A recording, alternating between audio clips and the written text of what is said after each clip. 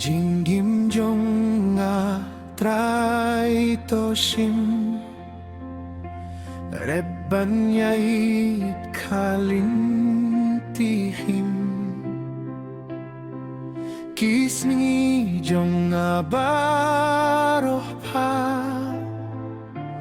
Nam ka jong mekin tenia Kikti jong nga trai to sim Bantrei kam ka jing pinin Kijat jong nga ru ko trai Banyay bait bat mi khlem wai Ka jing sawa jong nga si Bangan yaro lau siye Sintur jong nga to pinda Takin jong mengan yala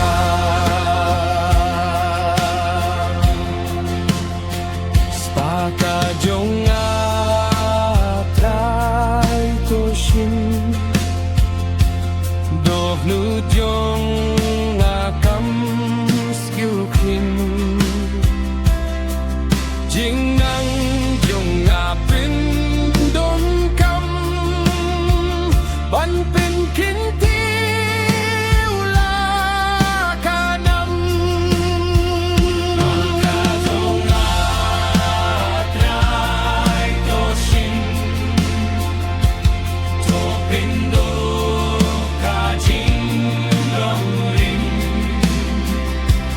Haka do nu jong nga shon Ket ka jong me ai kan lo Tika jong nga trai to shin Melai ek namin marim Shinyang trai baba Banyay yame gapwa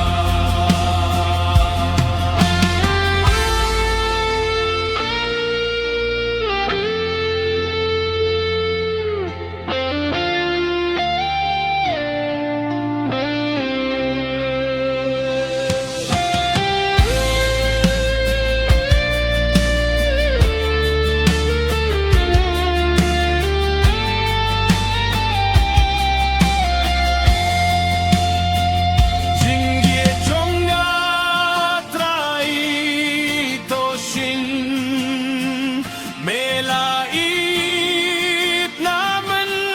barim Shimyang trai